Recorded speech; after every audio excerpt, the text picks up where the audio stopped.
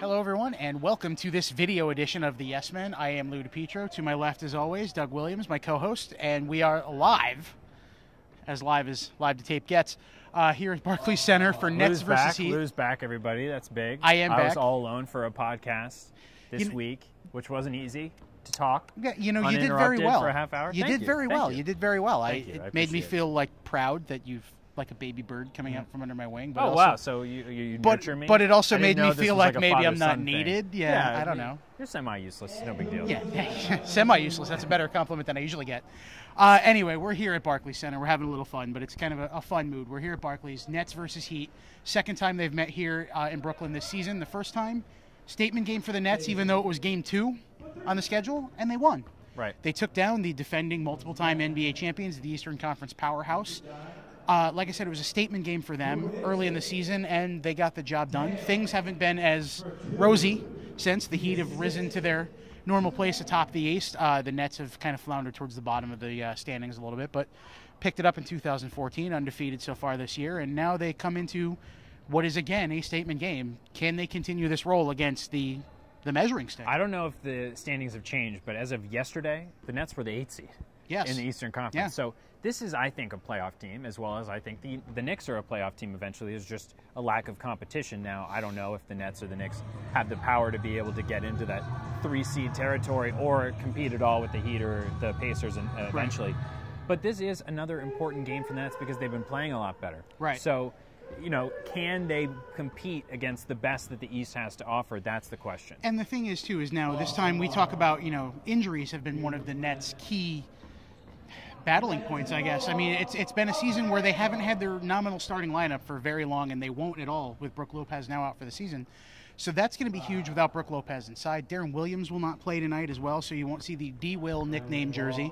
Unfortunately for me, because that's some call me D-Will. Right. We're going to try to get Doug a D-Will jersey. Yeah, we'll take a picture. We'll tweet it out to you Maybe guys. the Nets folks will be nice and take pity on us and give us one since we're the little yes men. But they're going to be starting Sean Livingston at the point. Alan Anderson is likely going to be in there because injuries have reshuffled the lineup. KG's playing the 5 a little bit. Right now, they're finding a way to gel.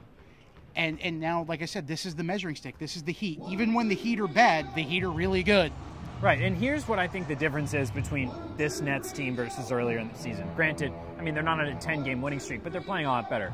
They are embracing adversity instead of kind of wallowing in it. They're looking at the fact that, okay, we don't have Deron, we don't have Brook, but let's do the best with what we have. Let's rally around Sean Livingston. Let's rally around KG at the 5, which may be the position he's best at. So there are some blessings in disguise here with Brook and Deron leaving. I think the fact that they've gelled some chemistry is really important for the team, and when they get those guys back, it'll be even better. Absolutely. Well, Brook Lopez obviously won't be back, but Deron Williams, he was a key piece of the puzzle. When he was out earlier in the season, the Nets struggled. Sean Livingston struggled a little bit. It was clear that Williams maybe was the most, I don't know what the right word is, but he was the guy you wanted to lose the least. Right. Because, and Livingston, he'll be back soon in a few games. As great of a point guard as Livingston is, it's like his usefulness goes to a point in that role, and then it's kind of the point of diminishing returns, whereas there's other guys, Alan Anderson, like I said, has stepped up all year long. Mirza Teletovic has been Firza, #Firza, the last few games. There's guys on the roster that have stepped up in the other positions, but point guard maybe where the team was the thinnest in terms of drop-off between the starter and the reserves, with a guy who's, a young veteran coming off multiple knee injuries over his career, and then Tyshawn Taylor basically spent most of his time in the D-League last year, didn't really get much important playing time, and now he was asked to take on a bigger role. But now they've grown even, and you see the progression. And going on the other side of the court, you have the Miami Heat, who are coming off a loss last night at the Garden. This is a back-to-back. It's not going to be easy. This is a team that's aging. Like Dwayne Wade has bad knees. Chris Bosh isn't young. These are guys that need their rest. Back-to-back against the surging Knicks and Nets is not easy. But I expect the Heat to come out motivated because technically right now a loss to the Knicks is a bad loss. The Knicks have won a few games in a row now too, so they're also, like you said, surging. And this is where you look at games like, okay, this is a back-to-back for Miami. So you look at a game for any team and you say a back-to-back, they might struggle in the second half, this, that. No matter how you slice it, for a team that's as proud as Miami, last night was an embarrassing loss to a Knicks team that isn't good.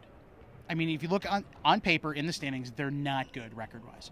So to lose at the Garden even though the Knicks seem to kind of have the Heat's number over the last couple of years, you look at a loss like that, that's one of those things that motivates them, that now they're not going to come in here tonight and be like, if we lose to Brooklyn, that's back-to-back losses against teams that are, in the lower half of their division on the road. It's kind of a black mark on their schedule. That's not going to sit well with King James and the crew. So that's going to give them perhaps some extra motivation to come out tonight against a team, like I said, that's missing 2 of its 5 nominal starters. Some extra motivation to maybe come out here and just put the foot down on the gas early and keep going until the final buzzer sounds. And remember, this is a big game, between these two teams. I mean, I don't think we'd be here if it wasn't a big game. Absolutely. They fly us out. They fly us in. We're the pricey expense. But I will say, it's also kind of a cool atmosphere here because of these nickname jerseys.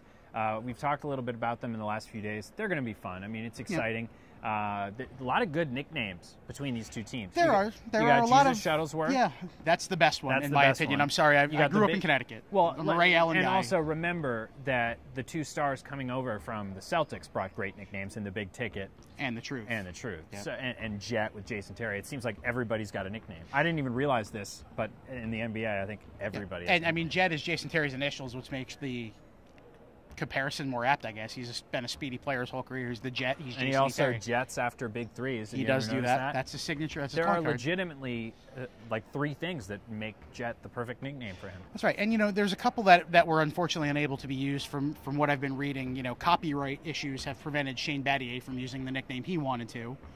So he's going to be Battle tonight instead of Batman. Was I guess the nickname he wanted to come up with. So, that would have been a cool one. It's like, ooh, Batman, especially if Reggie Evans is guarding him, because Reggie's going to be rocking Joker on his back tonight. So Joker guarding Batman. Okay, I think there's a storyline. I think we got something that Ian Eagle and Mike Fratello would have a lot of fun with. Well, Ian's going to have fun with it. Absolutely. Yeah. And I believe they also have their own custom jerseys. I don't know if that's a spoiler or not, but I think they had ones made for them. Doubtful they'll be wearing them on television, but spoiler for me. Spoiler for you. You didn't know that I was alerted to that fact yesterday by one of our favorite people, Blake Shear, the Yes Woman. How about a prediction, Lou? How about a prediction? Last time I took the Heat, okay, they lost. I'm going to stick with that. No idea where he's going with this. I'm going to stick with that, hoping I'm a jinx, and say they're going to lose again. Okay. Because obviously it would be a big story for us for the Nets. What did I do last time, Lou? I picked the Nets. Nets won. I'm not that kind of guy that's just going to mess with that, If something's working, I'm going to stick with it. I think the Nets win 102-98. Well, the final score of the last game, I believe, was 99-97 or somewhere in that general range. I don't remember the exact number off the top of my head. And there's where my wonderful lack of research for our podcast comes in. I should probably have looked that up. Just the peak. But right now, we've reached the peak. Maximum. Just it's Friday, 4:00-ish. No, but the score was very similar in that range. The Nets won by a close margin, and so I think it'll be another close game again. Yeah. I think, even with, like we said, Lopez missing and Darren Williams out tonight, the Nets know what it takes to beat the Heat because they did it 2 months ago. I mean, it was November 1st, so it wasn't that long ago in their minds. They know how to beat the Heat. They know what to do. They just have to take the players that they have and put them in those roles to be able to do that. And they can still dominate the Heat on the backcourt. I mean, they have more big men than the Heat do, even without Brook Lopez, and probably more effective ones. I mean, Reggie Evans is probably more physical than anybody that the Heat have. Right. And they have Kevin Garnett and Andre Blatch as well. There's a lot of heart, a lot of toughness. I'm not saying the Heat don't have that, but again, that is a hallmark of this team as well, like you said, with Reggie Evans and KG and those guys in the middle. So, and who knows, maybe Greg Oden will get into the game. I mean, doubtful. We haven't seen him all year, but who knows? Maybe Gio, that's his nickname, Gio. That's a little unoriginal, but we'll take it. That's a settle. Right, that's a settle. But maybe he'll even get some run. Who knows? But so Doug's sticking with the Nets. I'm going to stick with the Heat. I'm going to hope that I'm the jinx again, and they do lose because we cover the Nets, so we hope they win, obviously. And we'll just see what kind of game we get. The nickname jerseys, like you said, will add a bit of flair to it. But I think just like last time, it's going to be one of those kind of down physical, just smash mouth basketball games, if there's such a thing as a smash mouth basketball game. So we'll find out in a few hours here live from Barclays Center. We hope that you will join us here after watching this on YesNetwork.com or YouTube. You'll join us here at Barclays Center tonight. It's a beautiful Friday night outside. That was sarcasm. It's raining. and watch what could be, maybe a turning point for the Brooklyn Nets season. Hashtag Nets on Yes, kids. That's right, and the game will be on Yes as well, as always, at 8 o'clock.